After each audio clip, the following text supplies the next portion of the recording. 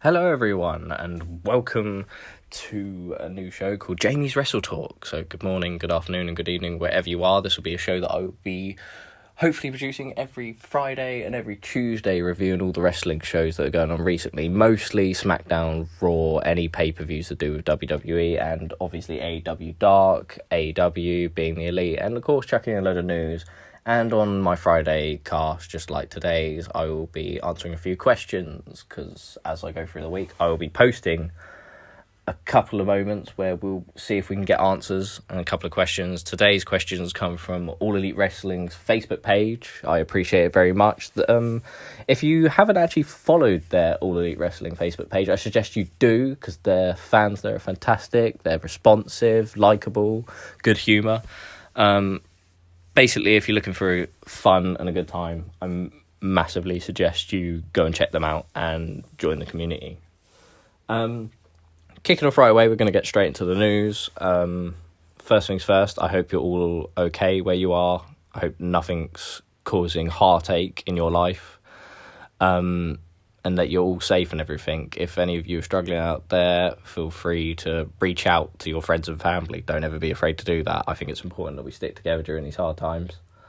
But first of all, let's kick off with any news that I've received in that. Well, there's a few little bits that I would like to talk about. The fact that one recent thing that popped up was the fact that AEW have officially signed Anna Jay.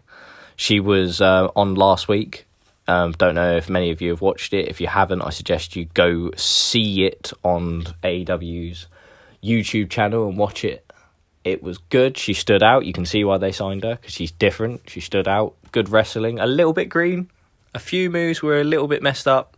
She could do with cleaning up her act just a little bit. Other snippets as well, that in a recent interview with Chris Jericho, he revealed that famous moment with Vanguard 1 being at the mansion and him saying the famous line of "Release the Hounds" was apparently improvised by Tony Khan and actually suggested by him and used. I'm glad to hear that, because I was a bit worried for quite some time that Tony Khan was just this son of a billionaire's, just being a financial backer. He wasn't. I didn't think he was putting in any input. I hope he's putting in more input now, and hopefully we can start seeing it. It's good to hear that he's finally suggesting things, because this is the first time I've ever heard him suggest anything. If he has in the past, it'd be interesting to hear.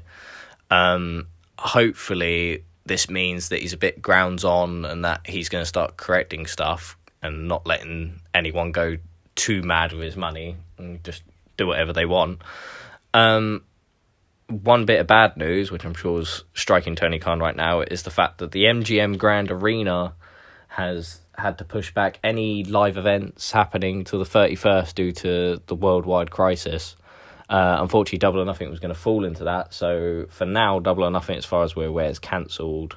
So we don't know what's going to go with that. We also don't know what's going on with Blood and Guts. I know that they haven't fully released an actual date and confirmed it.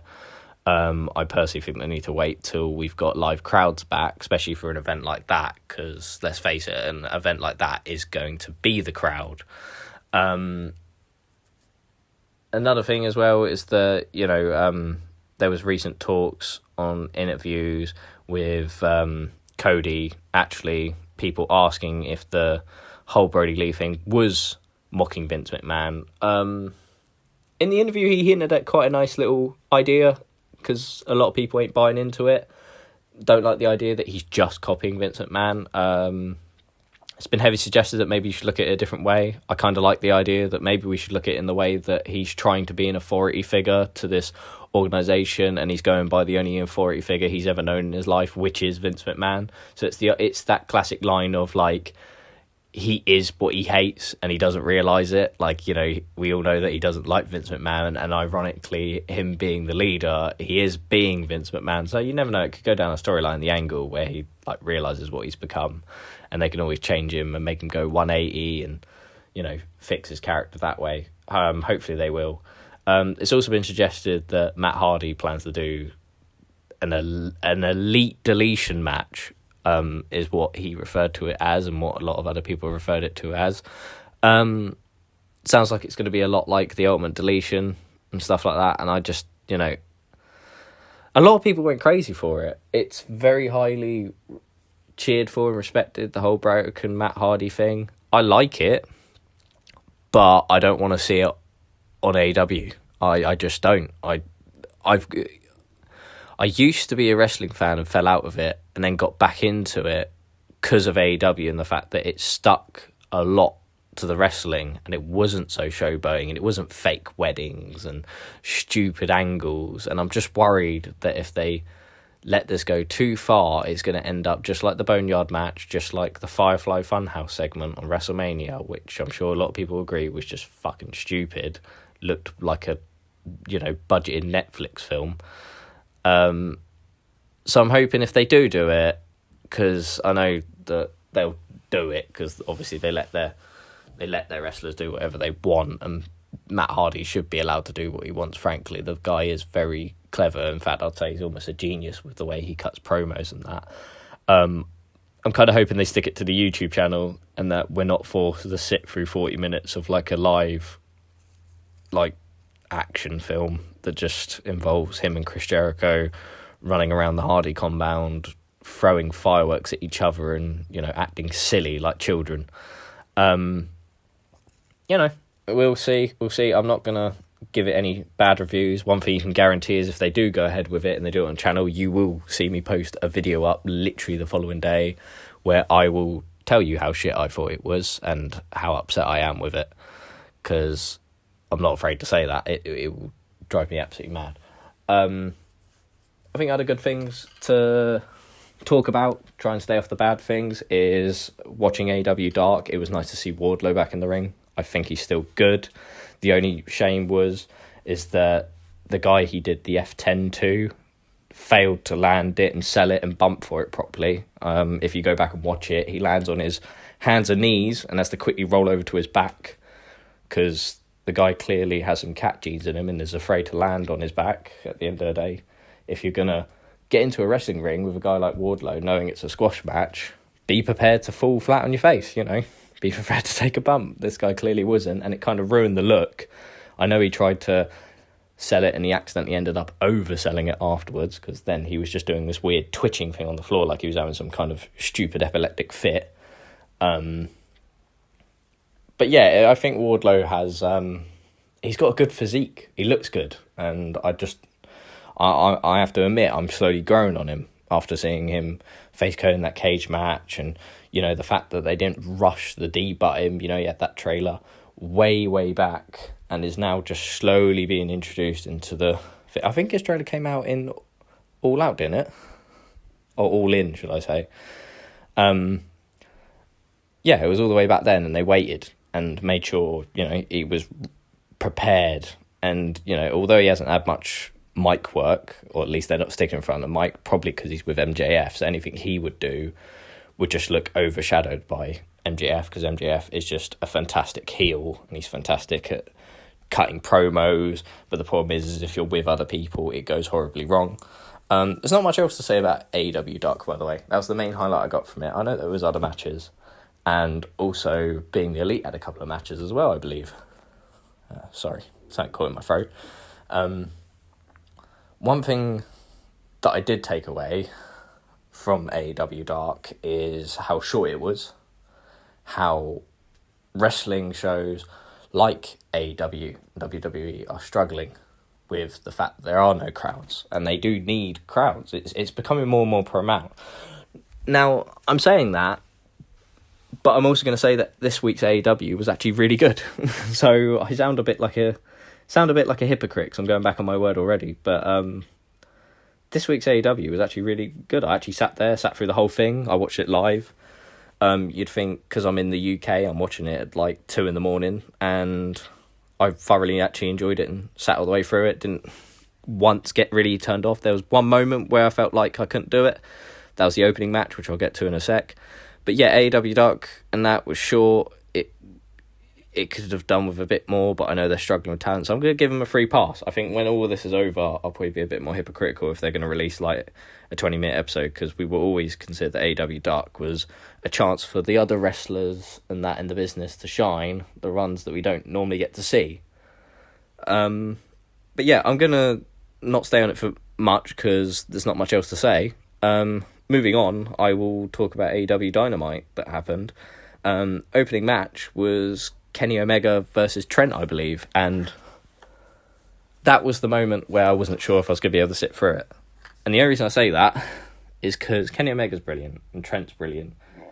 But the problem that Trent has, and Kenny Omega does this loads as well, but I'm going to forgive him because he's ran with it for so long, it's become part of his repertoire, would be the proper word if I'm saying the proper word.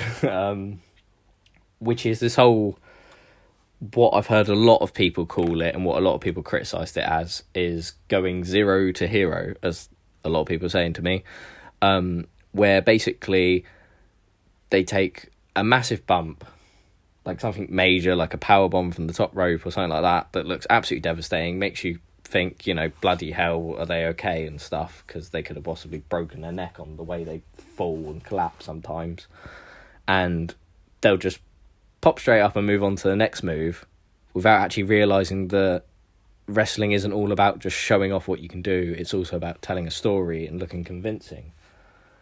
And like I said, a bit of all of AEW is a bit guilty of it because they've done it all in the past. Sorry. But yeah, I found that when there was one moment where I can't remember what move it was, but I just remember looking at it thinking, fucking hell, like Trent's going to be out now. And he popped straight back up right away, and that got under my skin, and then it made me not believe in the rest of the match. And even though there was good stuff, like, I like Trent. He needs a bit of a longer name because Trent's a bit too short. If he ever wants to be main eventing an arena one day, he needs to come up with a bit of a longer name because Trent just sounds too short. Like Orange Cassidy, it's the two phases. Kenny Omega, Matt Jackson, Nick Jackson, and then you have Trent. One syllable doesn't really work for him. Works for other people, but other people normally introduce their full name. Like everyone calls Cody Cody, but when he's being announced, it's Cody Rhodes, and it stands out. It's that, plus the name of Rhodes, I will give it, echoes because of his dad, and I don't, that's fair enough. He's allowed to. Bloody hell, he works his arse off. He deserves that kind of standing ovation he gets personally. He's one of the best wrestlers there.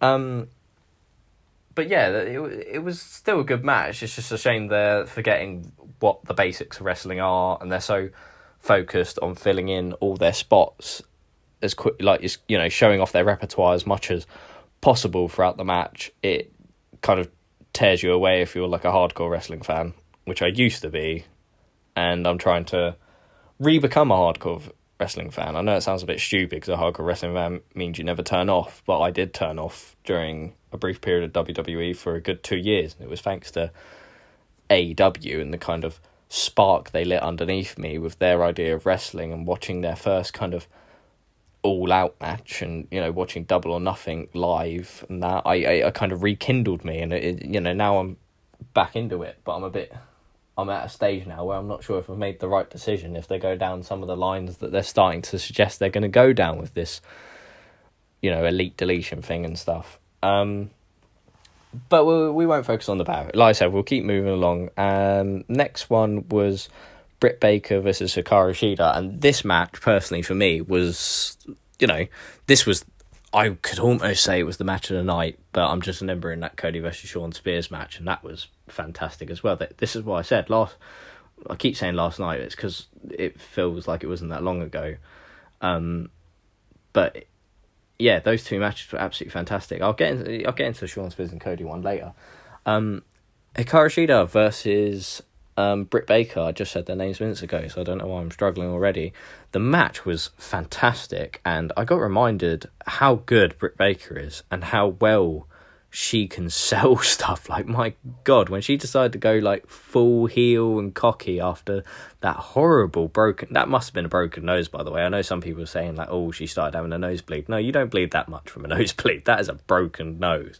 And the fact that she just rolled with it and started selling it, she's wiping the blood and smiling, and even like Chris Jericho is getting well into it, saying like, look at her face. I thought it was fantastic. I just forgot how good she is, and that really reminded me, and I thought, wow, why are they not... I know they're giving Britt Baker a bit of a push, but after seeing that, I kind of wanted her to win the match, and I'm a massive Hikaru Shida fan. I wanted her to actually win the match after that. It was brilliant, and the promo she's cutting lately are quite good. She makes a fantastic heel, and it's good to see that their women's division's finally starting to look strong, because it hasn't looked strong for a while. We weren't sure who their women's division actually is, because they were constantly changing their minds. Like, you know, we've had a few issues in the past with the fact that we had to lose Smiley, Kylie Ray, or whatever. She had to go because she had her own personal demon problems and stuff like that. We also had, you know, Brandy Rose and Awesome Kong that just went absolute bullshit. That Nightmare Collective, I think that just went to crap. It was never a good one from the start. I don't think they should have even trialed it. It was stupid.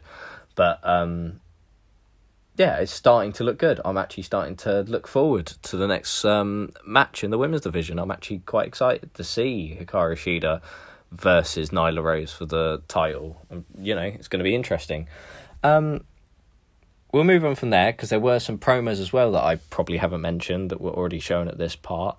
One of them being the Jake Hager and Jon Moxley kind of trailers for their upcoming fight. And once again, they're brilliant, just like last week. They were good. They were, you know, it's Jon Moxley always looks fantastic. He looks like the right kind of champion.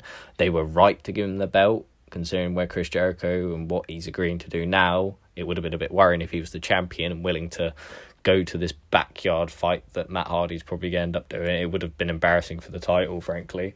But yeah, it looked good. The only thing I wish is that Jake Hager would show a little bit more emotion. Like, it's that classic director's line, isn't it? Which is, I wish you would emote a bit more. I wish you would just emote just that little bit more. But I get that it's part of his act. He's supposed to be this, like, cool guy who, you know, tries not to lose his temper, and when he loses his temper, he quickly shoves it back in with his hair comb and stuff. But yeah, I just wish he'd show a little bit more emotion, a bit more aggression. I think it would do him a lot of favours if he just opened up a bit and showed us a bit more of an aggressive side. But I'm not going to knock it too much, because once again, he's still kind of in this green period where, you know, he went out of the wrestling gimmick, he did his MMA stuff, and he's come back, and so far he has been good. I'm glad he's doing the triangle chokehold, because he actually used it in his MMA fights, so it looks like an actual move he's learnt and brought to the wrestling ring, so it looks believable. It's good, just overall, in my personal opinion, for the wrestling and like the storyline that they're trying to tell. You know, I'm not going to go that much into it. Now, this is the issue I had with AEW Dynamite on Wednesday night, which is I'm already struggling to remember the other matches in this card, because I feel like after seeing that Britt Baker and Hikaru Shida match, the only match that really grabbed my attention was the Shawn Spears and Cody match. But I'm sure there was a fourth one. But the fact that it didn't grab my attention, I'm not going to review it, because I feel like if it's not going to grab my attention, I don't think it's worth bringing up, in my personal opinion. And that's just my personal opinion. I know that... what was it? I remember... What's his name? The Murder Hawk guy that has Jake the Snake Roberts. Jake Roberts as his coach. I'm already forgetting it. Lance Archer. He was all right. It was another squash match. The guy just... He leans too heavy on Jake's promos. And him himself, he's just a typical angry guy that just likes to do loads of facial expressions and do one big slam. But the fact that they made him do that to Marco Stunt was ridiculous. It just looked silly. Like, whoever came out of that match clearly didn't have a clue how to sell a guy as a monster. What they ended up doing is make a guy look like he was beating up a small kid. It was completely lost on me. I lost interest in it very quickly. One thing that I will get into before I get into the questions, because it's the last subject, which is Cody versus Shawn Spears. This match, I think, has really elevated Shawn Spears as his character. The fact that he had to go out there alone, he didn't have Tony Blanchard to back him up as well to help. He was all on his own. He sold it as a heel. He really did. And he looked fantastic. And he elevated Cody, and Cody elevated him. It's what you could call, like, almost the perfect match, because both of them came off stronger than how they went in. The fact that Cody is now wised up and realised you can't just do finisher. He did 2 crossroads and Sean Spears kicked out, and he immediately thought, I'm going to have to end this with a submission, went to the figure 4 and actually pinned him with the figure 4 because he got him in so much pain. He got his shoulders flat to the floor and it allowed the ref to count 1, 2, 3. That was good. I much prefer to see that finish than the typical I'm going to crossroad you about 3 or 4 times and then pin you, because to me it just looks, it makes your finisher look weak and it makes you look like you can't put someone away, and it just ruins your character, which is what they were doing. I'm glad they've corrected that. Sean Spears, with like the way that he would immediately, when he managed to turn the table, he'd just immediately go in. He was so good at selling. When he took bumps, it looked so good. It was so believable. The choreograph in the match was fantastic. All in all, a brilliant match. I'm not going to dilly-dally on too much, because I'm not very good at going into detail. I'm not very good at pointing little things out. I just call it like I see it. You guys will probably have more insightful details that you'll probably let me know about on a later time or in a moment. And I'll agree with you, and I'll probably say I spotted it too. But at this moment, I can't think of much. I just thought it was a really good match. Overall, the show was good. I'll give the whole show credit in all fairness. And much better than last week, I'd personally say. If I was to give it a rating out of 10, I would probably give it a strong 7, a very strong 7. Probably almost a 7.5, because it's in that upper card kind of area. Moving on to questions from the lovely people at All Elite Wrestling's Facebook page. First of all, I would like to say a massive thank you as well, because I'm not very social. I don't do many Facebook posts and that, and I'm doing this podcast because I can't stand to actually be in front of a camera. I find it much easier to sit in a bloody closet with my headphones on and just talk to my phone like a saddo. Just in case you wanted a mental image of me right now. That I really appreciated the fact that everyone was so responsive.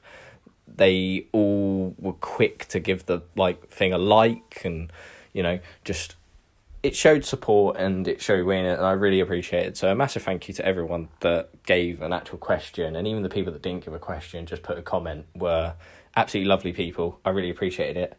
But anyways, rather than dilly-dally, let's just get straight into it. The first one that I got of my questions after I posted it was the new belt's name, good or bad, which is clearly referring to the TNT Championship. But first of all, let's face it, it's not something that any of Cody or Tony Khan come up with. That is some network executive wanting one of their belts to be put on there. And they've clearly probably offered a massive discount on the channel, yearly revenue, to have this belt put on, because they clearly believe in the show. It's good in that respect. It shows they believe in the show. The only thing that worries me is it's like Cody said in an interview about a year back, that the problem with introducing a belt like this is trying not to make it look like it's something for mid-card people. Because once you do that, you make the belt not look as good as your other belts. And what you're saying is that whoever wins this doesn't belong in the main card. They're clearly a mid-card person, is what happens. I'm not saying we should believe that, but that's the way the world goes. And so unfortunately, let's face it, in a lot of structures, I'll use WWE as an example, if you win the US Championship or the Intercontinental Championship, sorry, that's weirdly hard for me to say. Whenever someone wins that, whether it's like Sami Zayn or Shinsuke Nakamura, it always gives you that kind of idea of, well, we're not going to, I'm never going to see them in a top spot anytime soon, not unless they change their character and go with a new angle. You're never going to see him going against John Cena or any of the top guys at the time. It always gave off that horrible, almost I want to say ring rust. It almost gave them the idea that they weren't as good, as if they were rusty. They needed to perfect themselves before they could hold a proper title and all that. The simple way they introduce this title with the name, and they make it work, is that they budget in, they make the belt look just as good, and they introduce it as an almost, back in the day where you had the WWE title and the heavyweight title. they managed, like, WWE came with this perfect way of kind of balancing it out at a time where they made them both look good. That time when Chris Benoit and Eddie Guerrero both won them, people saw them as equal champions and both were equal in rights in the way they were winning it. If they do it that way, I'll be happy. The only problem is that you need the right superstar to hold it the first time, which I'm not saying they haven't. That tournament that they've done is very good. You know, Cody's advanced through it. That's one thing I forgot to mention. Like I said, little details. I forgot to mention that Cody winning meant that he advances in the tournament, and the fact that Lance Archer is on the other side and he's just done a squash match, clearly hinting that them two are probably going to be the finalists. I'd much prefer to see Cody hold it in the end if they are going to introduce it as a big title, because Cody could elevate that title and make it look like it's a major deal. And I feel like if they held back the finals of the tournament, they had maybe a live crowd, so that the live crowd could celebrate with him, it would really give you that idea of this is a big deal, this is a big title. The name, it's good for the company. That's the thing you got to take away from it. So I feel it's a good name in that respect. It's not obviously interesting to the rest of us because it's TNT, but then you're thinking AEW is the name of the company. So, you know, it's similar, and it's an idea that TNT are clearly doing this, and it's got their name brand on it. So TNT clearly have this trust or belief that AEW are going to be around for a long time, which is good for us as fans. We want to see it around for a long time. So, you know, it's all good. You know, there's not much more I can say. I'm looking forward to seeing, hopefully, the right person hold it. Other question in that, because there was a few others, I will mention some that weren't quite questions, but the thing is, when I asked for questions, I put this pitch to go along with it to grab people's attention of AEW stars. So a lot of these people were commenting the picture. And one of the things is, like, you know, what WWE stars are now in AEW and stuff like that. And that is technically a question. I could say there's a lot when you think about it, because stars doesn't mean just wrestlers. So I have to count JR as well. And, you know, you've got Billy Gunn was once in WWE. You've got Cody was once in WWE. You got Pac. You got, you know, you got Ty Dillinger, which is now Sean Spears. And there's a lot. There is a lot. Like, how even the Young Bucks have shown up once in SmackDown. You can find it on YouTube that they once sold on SmackDown for a night or whatever. So I won't go into detail because I'll probably miss someone and I'll get ridiculed for missing someone. But like I said, I appreciated all the comments and the fact that loads. Some other people guessed that they were 18. So let me know if it is 18. If that's correct, that would be good. Other people have commented saying, like, you know, why so serious? Wrestling's supposed to be fun. It's supposed to be fun, but it's also supposed to be believable, and it's supposed to be a sport. At the end of the day, it's a sport thing. Like, it shows up on sports channels because it's considered a national sport. It's shown right next to UFC, for God's sakes, which is actual people fighting. So the fact that people say, oh, why can't wrestling be fun? Why can't we have all this teleportation and, like, theatric stuff where people fake punch and have the sound effect? Like, you know, I don't know if you noticed during that Boneyard match at the recent WrestleMania, Undertaker's punches had that classic sound effect, kind of like from the old Power Rangers kind of action movie, like the Jackie Chan kind of action movies, if you remember watching them, where it's like all that kind of noise. It sounded so cheesy. It just looked so shit because it ruined it, because the minute you hear the sound effect, you now know it's fake, so now you're looking at it more in detail and noticing the flaws. So I don't know, maybe I'm just a bit sour on it, but I think that wrestling needs to have a sense of realism to it, and it needs to have that kind of illusion of it, this is actually happening, because then that way you get sucked into it and you get a more exciting, more interesting program out of it, and therefore walk away feeling more fulfilled and more richer for watching it. And that's what, you know, that's personally what I look for. So, you know, I get, you know, I'm sorry, but the simple answer is that you need to have a bit of seriousness. And why can't the seriousness also be fun at the same time? It's more than possible. Another thing, next question, because I'll move on, because I'm going to end up going to a rant, is what championship would you like to see AEW introduce? Once upon a time, it's really weird, when I first started watching it, and I started getting real, like, Nitro flashback and stuff like that, I would have liked to have seen a hardcore title. And a part of me still would like to see a hardcore title, but they'd have to fix their hardcore matches, because lately their hardcore matches have been dog poo. Like, no offence, but anyone can argue with me but their last couple of hardcore matches have been a bit just silly, not staying true to selling and stories. Like, look at the Jon Moxley versus Kenny. I can immediately point out 3 problems with it.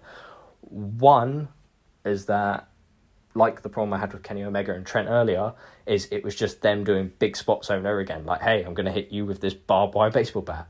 Oh, no, I'm going to now throw you into glass. Oh, no, now I'm going to throw you into a barbed wire trampoline. Now I'm going to throw you into wood. And it was just like, if they're going to tell a story, don't introduce the barbed wire first. Like, you know, I'm sorry, but I believe in the old days, you used to get, like, the classic Mick Foley matches. And the reason, like, those matches were so good and, like, you know, with Sabu and all that, and it just worked because the way they sold it, it made it look like these weapons they were getting out were actually deadly and dangerous. They wouldn't start with barbed wire. They would end in barbed wire. You know, that moment that Mick Foley would get out a chair wrapped in barbed wire, the minute he hit that person, they would be streaking with blood and that'd be it. Game over. He'd pin him, stretcher would come out. You know, it looked devastating and it made you sit on the edge of your seat out of almost fear of like, oh God, how is this going to go down? You know, it's like that moment when Sean Spears messed up that chair shot with Cody.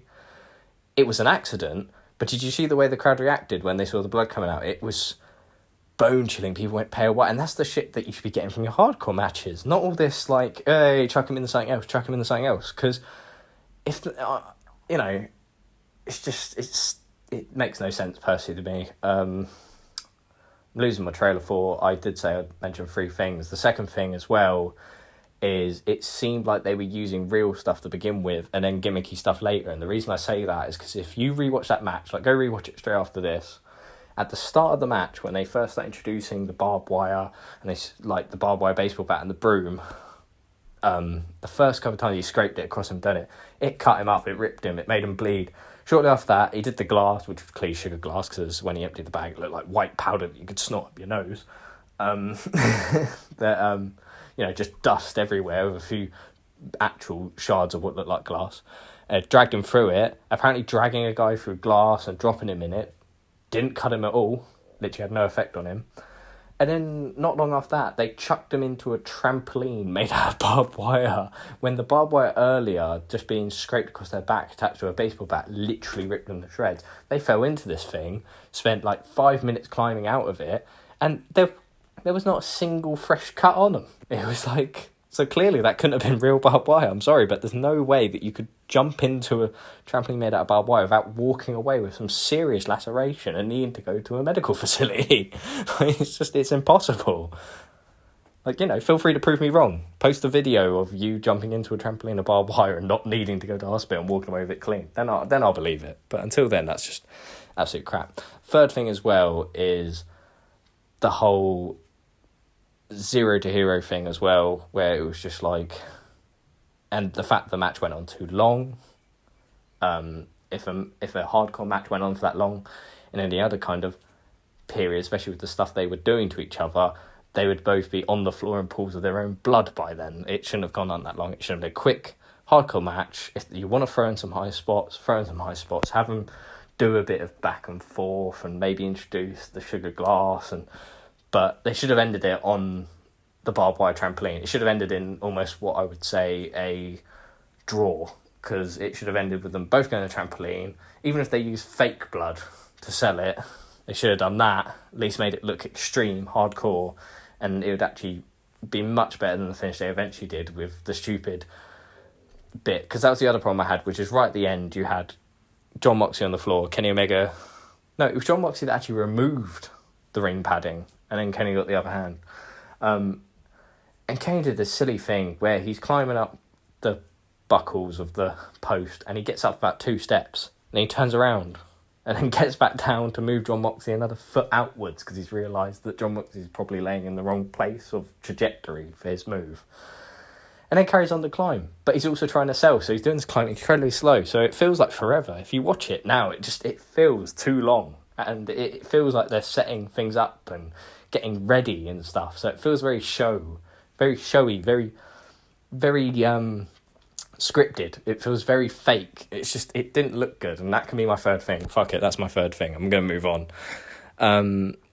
But what championships would I like to AEW to introduce? I never actually probably answered the question. Right now, I would like to see a 3-man tag belt, because there's a lot of 3-man tags, and I've had to get used to it, because there's so many now. You've got Jurassic Express, you've got SCU, you've now got the Dark Order, you've got Best Friends with Orange Cassidy, you've got Death Triangle. You need a 3-man belt. The fact that they've introduced this other one, I get, is probably because the TV show host, and they don't want to introduce the 3-man tag belt until they know they're going to have live crowds for the reveal, and that's absolutely fine. So, yeah, that's the belt I would like to see. Should they still wrestle with no crowds, is the next question. And I will say, if they have to, they have to, because I get that they're probably wrestling with no crowds right now to please, the networks. They've probably got a quota where they've promised them a certain amount of hours of broadcast in a year, and they have to fulfill that. That's why they've done a mass recording, so that they can keep people at home. I don't, anyone that isn't aware, they did a mass recording where they've apparently recorded all of the TNT tournament, and they've recorded at least apparently 7 shows worth. So 7 weeks worth of shows, which, smart move by them, keep their people safe. If after those 7 weeks they have to get back and say the situation is still not safe, maybe it's got worse, then no, they shouldn't do matches without crowds, because if it gets to that point, they shouldn't be risking it, because a lot of these people are having to, take rented transport, are having to walk through what was once public places and that, and personally, it's too dangerous during these times. So if after these 7 weeks, I personally think they shouldn't, if the situation's where, if it's got better, then maybe, yeah, as long as they're being safe and no one gets ill. I would hate to hear anyone getting ill, not just them, but just generally, I don't like hearing anyone falling to this horrible illness that's just fucking hurting so many people out there. Another comment, not question, is a guy saying he's so effing impressed with this roster, and it is a good roster. I'm not going to lie, you've got a very good point there. It's a very good roster. The fact that they've got so much of a variety of talents, and you've got so many different styles. You've got good chain wrestlers, you've got good tactitional wrestlers, you've got good high flyers, you've got good hardcore kind of division in there, if they did their shit right, like I mentioned earlier. Yeah, it's a brilliant division, and the fact that what they can do with it could be so good, but the fact that they're, maybe they are, I'm just, right now it feels like they're not using it to the fullest. We saw glimpses of it this week that it could be so good that, like I said, the women's match and the first tournament match was fantastic. If they stick to stuff like that, then they will have me as a long life fan. But I am still nervous about this Elite Deletion staff and their future ideas, and but we just got to wait and see. Another guy's put Young Bucks Bullet Club all day, fair play, with a little gif as well. Another thing I noticed as well, I just accidentally went over it, which is, why did Marty not sign? Was it money or something else? From what I heard, I don't know what anyone else has heard, but from what I heard, from what I did in my research, is that he signed Ring of Honor because they were good to him. They looked out for him and stuff. He did have talks with the Young Bucks, but he's been given a position in Ring of Honor that's quite interesting, because he has been given this relationship, almost manager role, from what he's been saying. And I believe that his actual, because you got to realise that shortly after he signed and he got this role, we did notice Jeff Cobb, who's quite a hardcore, Ring of Honor, New World Japan guy, but was under a Ring of Honor contract at the time, actually go over to AEW for 2 nights or whatever for his match, and also the debut thing the week before.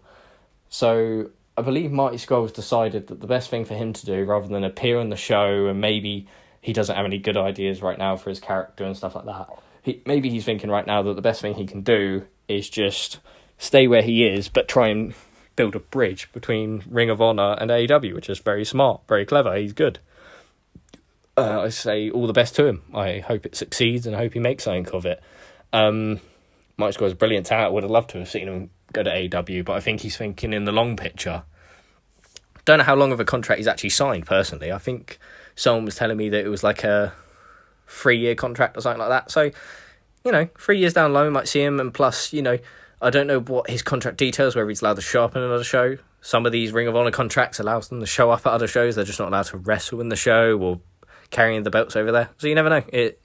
We could see them sooner than we think. That's pretty much all the questions, in all fairness. Like I said, it wasn't loads, but I appreciate everyone that put a question. There's a lot of replies to comments and that. There was a lot of likes on the post. I believe it got like 169, and this is coming from a guy whose most liked thing was like around 20, and he got 169. So I was super happy with that, and I really appreciate everyone that, just threw support out there. And it's just a lovely feeling to know that there is such a nice, vibrant community. Like I said, if you're not following the All Elite wrestling page, I suggest you do. It's a brilliant page. Everyone there is just fucking awesome. But I'm going to wrap it up here. Like I said, there wasn't lots to talk about, and it is my first ever kind of broadcast, so I will probably have a listen back to this, see how well it went, and make any improvements that I find fast. Feel free to leave a comment about anything that you think I could do to make it more interesting. But mostly, thank you all for listening and taking the time out to listen to this, especially if you listen to it all the way through. Like, I feel sorry for you if you've decided to go through this 41 minutes of torture, which it looks like it's about to reach, probably even more. I hope that you're all okay. I hope all your family and that are safe. I hope you're staying safe and only getting the essentials and not risking your life out there, as they say. But most of all, feel free to give a like, comment, and share. Don't forget to subscribe. I will also be doing live Twitch streams as well once I get everything set up at home. But for now, I hope you will take care, and I will be back on Tuesday to talk about Raw and Smackdown and my general thoughts. So, all the best. And, like Chris Jericho said, cool the hounds.